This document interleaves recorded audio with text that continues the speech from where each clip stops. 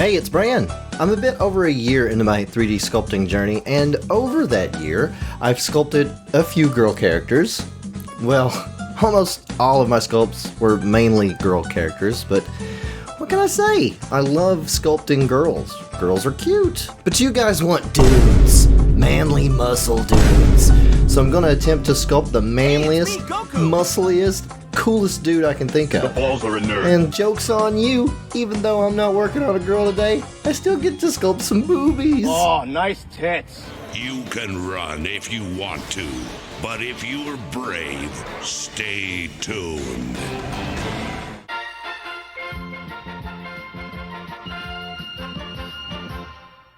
Alright guys, in today's sculpt I'm going for this Kaioken x3 Goku from back when DBZ art was all nice and soft looking.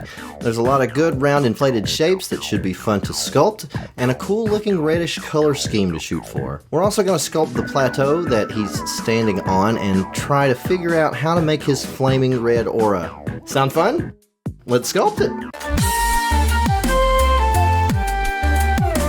Normally I'd start by blocking out the entire body, but my confidence wasn't very high and I was pretty unsure if I'd even be able to translate Goku from 2D to 3D. So instead of a full block out, I start by focusing on the head, because if I can't get the head right, then what's the point? Okay, so a couple of subdivided cubes, one for the skull and one for the muzzle. Remesh those together and I can get started pushing and pulling towards a head-shaped head shape. There are two main facial features that we gotta nail in order to sell this Goku, and the first one is the eyes. I flattened out a UV sphere and shoved it into the head and started carving out the eyes, and since I was already in the area, I dropped in a separate subdivided cube and shaped the nose. I'll just leave it hanging out here until later on, since it's such a simple shape and it doesn't need any more details. Now, DBZ characters have a pretty unique eye shape, and the eyelid is almost always hidden behind the brow. So to get that Toriyama look to the eyes, I'm going to build up the brow ridge with clay strips, then pull the brow ridge down with the grab brush. Next, I made the eyebrow by snapping and extruding a plane across the ridge, adding depth with solidify and smoothing things out with subdivide. The next feature that we have to nail is the whole cheek to chin region. For this particular era of the show, we need a really low, sharp cheek, like as low as the back of the jaw. It's not going to look perfect from all angles, but getting the look in 3/4 view takes priority. We'll tweak the face shape as we add more details to the head. If we have any problems with the shape, it'll become more and more obvious when we have like hair and ears and just more details. I know I'm not the first to say it, but ears suck. It's a weird shape with a bunch of dumb shit going on, and it takes me forever to sculpt out an okay looking ear. Today I'm going to try something a little different and see if it makes sculpting ears just a little bit easier, for me at least. I'm starting out with a subdivided cube that I flattened out, then I moved the verts around to get this ear shape. Next I'm adding in a couple of curve paths and giving them the default round bevel. I'm using these to block out the details of the ear. Once I get the curves placed, I converted them to a mesh, applied the subdivision on the cube, and joined it all together. Then I remeshed so it's a complete manifold object, then smoothed and sculpted in the remaining details. Now we can place the ears on the head, tweak the shape a bit, and move on to the hair. Oh, I added a flattened UV sphere in for the pupil and added black material to it and the eyebrows. Alright, the hair. For this particular sculpt, the hair is probably going to be the easiest part. The only thing we have to get right is the silhouette. Goku's hair is usually void of detail and always appears as a flat black shape, with the exception of sometimes having the rim light during special shots, but whatever. Normally it's completely black. So to get the hair shapes, we just need a UV sphere to give us the round bump on the back of the head and cover the scalp up. Then we'll make a quick bevel reference from a circle curve, apply that bevel reference to a curve path, and start placing some hair spikes. You can scale points using Alt-S, and you can get a nice taper by scaling with proportional editing turned on. The spikes don't really need to have any variations between them, so once you have one placed, just duplicate it and add another one.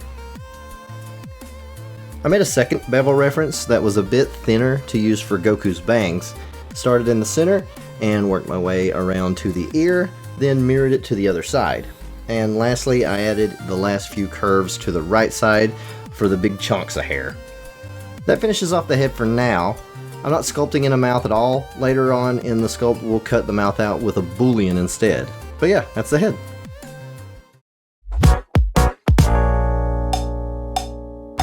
Normally, when I block out the ladies, I only use a few cylinders and a few subdivided cubes to get the shapes that I need to start sculpting. There's a lot of muscles this time around, and that means a lot of shapes to fill out. So to start off, I placed a large subdivided cube to serve as the chest, and that gives me something to hang all these muscles on. I start placing more subdivided cubes to give the shape of these muscles. For the clavicle, I used a curved path with a round bevel and ran it along the top of the pecs. Took a turn at the shoulder and ran it back into the neck.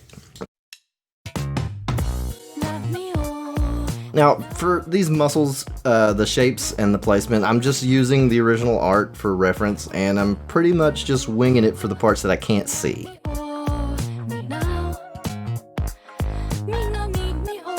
When I get down to the pants, I can start using larger, less detailed shapes. Most of these details down here are going to come out when we sculpt in the folds later on. Goku's boots were made completely from one cylinder. Luckily, it's a super simple shape in the first place. Once I get the shoulder on, I can start on the arm. I mashed two subdivided cubes together to make the bicep, then duplicated, rotated, and placed it to use as the forearm. You can think of this kind of like, have you seen those arm diagrams? They keep popping up all over my Pinterest, but they compare the arm to a chain, so that's what I'm kind of going for there, kind of like a flipped link as it goes down the chain. Okay, the final piece to block out is the hands, possibly everyone's least favorite thing to work on. The pose that our sculpt will end up with has Goku's hands as clenched fists, which I find to be a whole lot easier than sculpting an open hand. So, we start out with a subdivided cube, big surprise, and squash it to be thinner, and then we add another cube and stretch it out a bit to serve as one of our digits, duplicate that and scale it down just a little bit more, then move it to the tip, then repeat one more time to have a complete finger. Now we rotate the digits of the finger so that it curls into the palm. From here we just duplicate this finger a few times and just be sure to place them in a way that you create kind of an arc.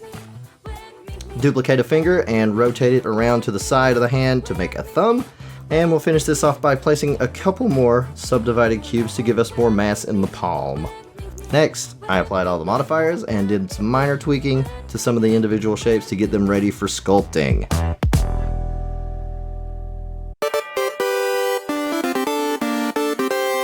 I joined all the upper body minus the hands together and added a remesh modifier. You can remesh in sculpt mode, but you have to pick the resolution and then remesh before you can see how things look. With the remesh modifier, you can slowly tick the left arrow down and see it remesh in real time to see what detail level you're at and choose when to stop. I find this better than choosing a size from the grid, remeshing, undoing, choosing another size, remeshing, undoing. Anyways, when I get to a resolution that leaves enough of the detail, I apply the modifier and start sculpting. I got most of the shapes that I wanted during blockout, so most of the sculpting here consists of smoothing out the surface and some of the connection points. I did do a little refining on some of the muscles and defined some of the creases a bit more. Now down here on the pants, I joined the leg pieces together and remeshed those. After smoothing everything out, I started sculpting in the folds using clay strips. Holding control, I dig out a V shape, then I'd build out the ridges without control, making more V's. Keep making V shapes for more folds. Consummate! For smaller creases around the crotch area, I used Draw Sharp instead. Then I took the grab brush and pulled the bottom to make it look like some of the folds were hanging over the boots, while the rest just looks tucked in. I joined the hand pieces together and remeshed, ran a smooth brush over the whole thing, and then used the crease brush between the fingers. I also sculpted the knuckles and tendons with clay strips.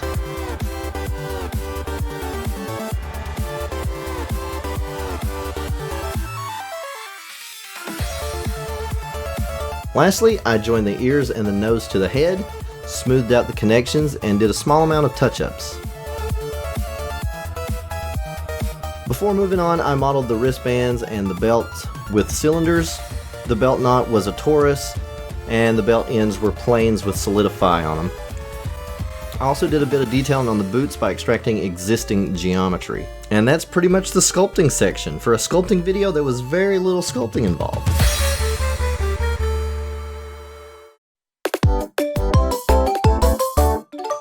I didn't do any. I used quad remesher.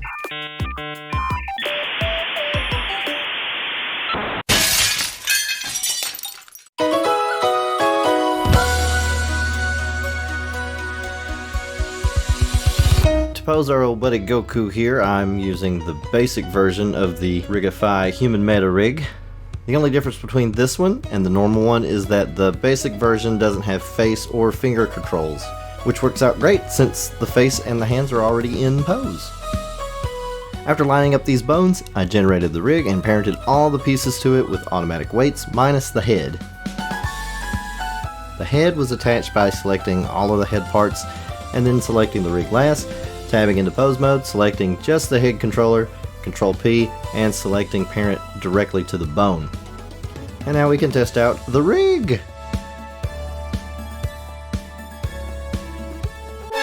Okay, so before we put Goku in his actual pose, I need to model the tattered parts of Goku's gi, because I totally didn't forget about it. These are made from a plane that I made into a triangular shape with a solidify and subdivision modifier added to it. I copied them around so far, and then added a mirror to it. Okay, so on to the posing.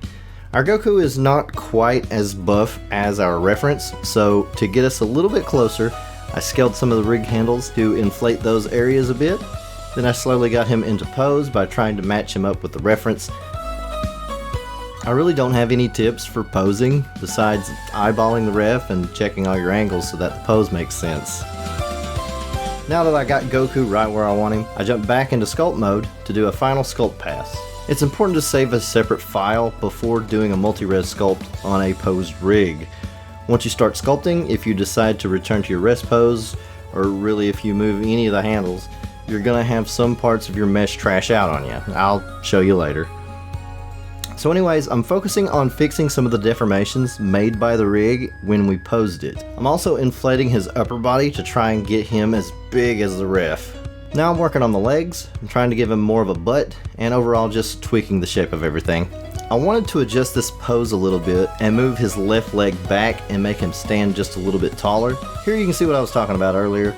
I'm guessing it's because the armature is above the multi-res in the modifier stack, so it only affects the original low poly verts, while the multi-res is like a subdivision surface, except for you can manipulate the potential geometry with sculpting.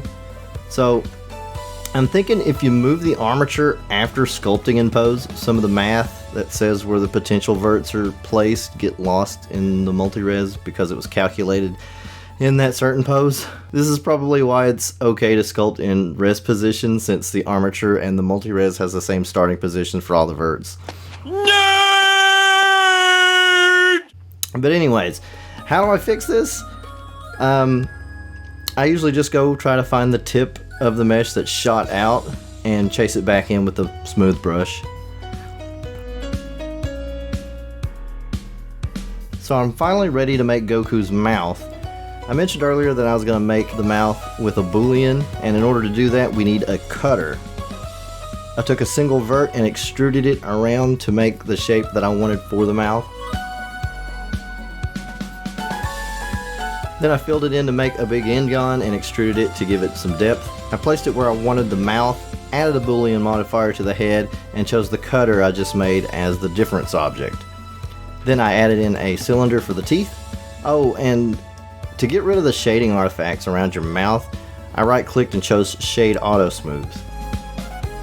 If you want to change the shape of the mouth, you can unhide the cutter object and edit or sculpt it to whatever shape that you need.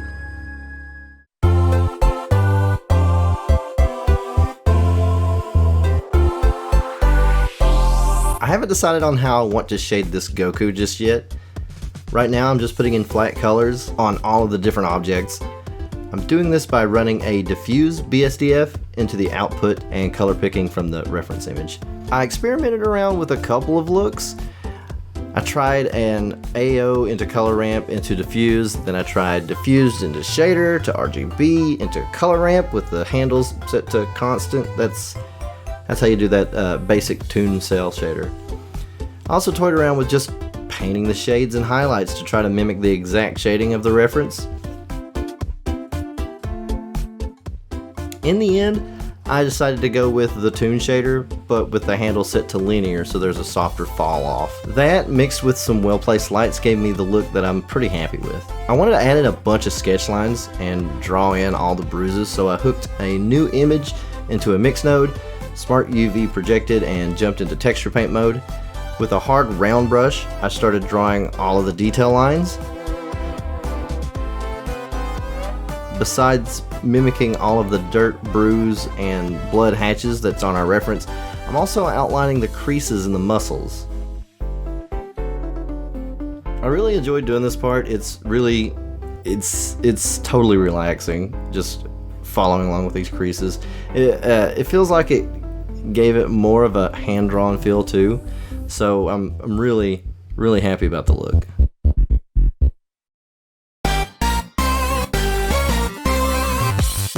I don't do backgrounds. I just do the characters, plop them in the studio backdrop with a 3-point lighting setup, and then start hitting render. But today, we're gonna give it a shot. I'm starting off with a cube, and I'm beveling edges with Control B. You can also bevel verts with Control Shift B, moving verts around, and I'm trying to model a simple rock. And once I get a cool shape, I duplicate it, rotate it around, place more and more of these rocks to make a pillar for Goku to stand on. I move some of the rocks up and some of them down to avoid the Z fighting between different objects. Then I joined them all together, remeshed it, and I did a little bit of touch-up sculpting. Then I ran it through quad remesher.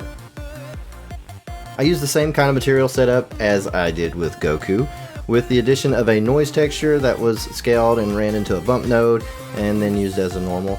And this gave the rocks a bit of a grooved look. I added some smaller rocks by sculpting an icosphere, and then I duplicated it all around the plateau. I thought it would be a cool idea to have some of these rocks floating around Goku as he's powering up. So I duplicated and scaled the rocks and placed them all around him in the air. To make some action lines around the floating rocks, I took a cylinder and I drew some lines on a transparent image. Then I duplicated it and placed the cylinders on all the floating rocks. So now I'm trying to figure out how to do the aura that surrounds Goku. I tried using a curve to make the shape, and then I fiddled around in the shader editor trying to figure out how I can make this look like fire. I didn't like anything that I was coming up with, so I ditched trying to do it procedurally, and what I ended up doing was drawing the aura in Photoshop. It's nothing fancy, it's just a single crude flame, and I dropped in a plane, imported the image, plugged it into the alpha, and boosted up the emission, and I also turned on backface culling for the material so you can only see it from one side. Then I just added some loops to the plane so I could curve it up a bit, and I placed it all around Goku. I scaled up a UV sphere to create the ground below the pillars and sculpted in some ridges and valleys.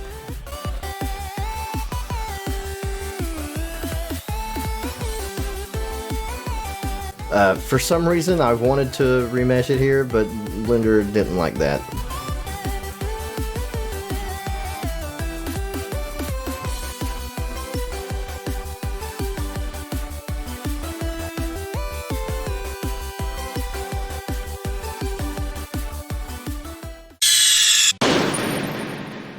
I wanted to use this Anime Sky HDRI, but adding it brightened everything up too much, and when I'd lower the strength, the sky texture would dim.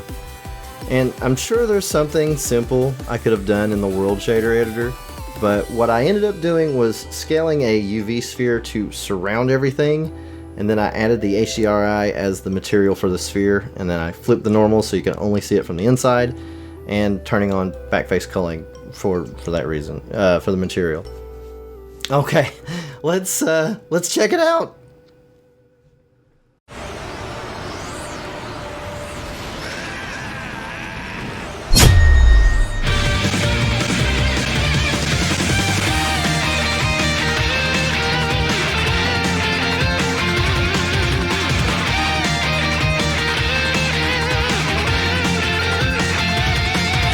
If you're interested in exploring the blend file, you can find it over on my Gumroad for free. You can make your own renders or modify it. Hell, if you want to do the work, you can make it print ready and then throw it through a resin printer. That would be really cool. I'd like to see pictures of that.